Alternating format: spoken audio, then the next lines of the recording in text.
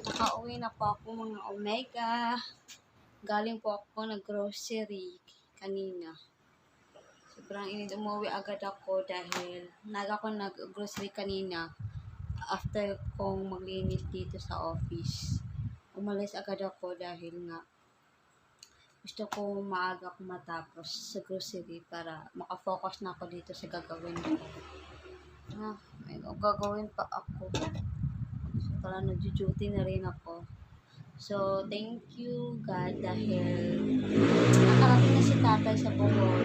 Doon na, sumakay na siya ng van, pauwi ng sa lungsod namin sa Pilar. Kaya, enjoy your vacation. And, ako na naman ang busy dito. So, kaya gagawin ko muna yung trabaho ko ngayon mga Omega. Bago ko muna sobrang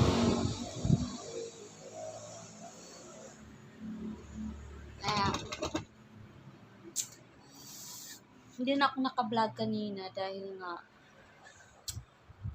daming tao, ang ingay, tapos ingay lahat, sa ingay maraming mga naka-sounds, daming mga music na naka-on, kaya hindi ako naka-vlog. Diretso agad ako, hindi na ako pumasok ng SM. Doon lang ako, pumunta lang talaga ako sa tongko dahil tinitingnan ko lang kung may bago ba silang display sa ukay-ukay. Nakabili lang naman ako ng 5 para sa damit ko.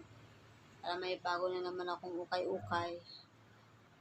Kaya, yun, pagka after ko ng ukay-ukay, umuwi agad ako.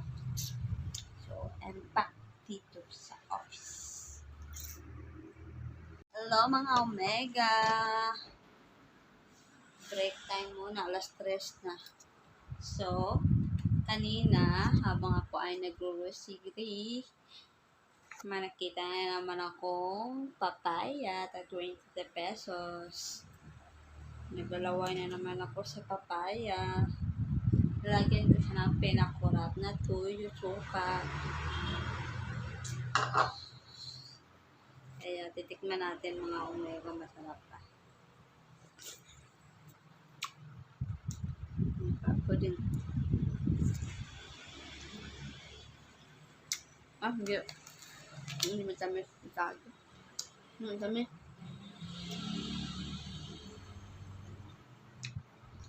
Matamis.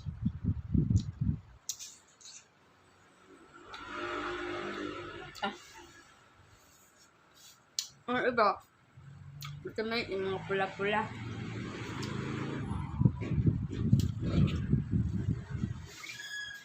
Kaya ano na sinakain ko mga Omega. Habang busy ako, ito lang muna ang merienda ko.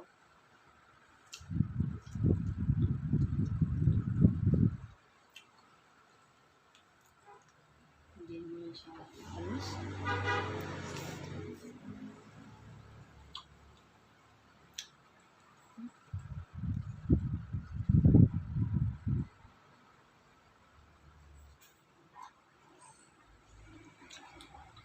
Diyan guys. Sud na ako. Pit ko muna to. Bye.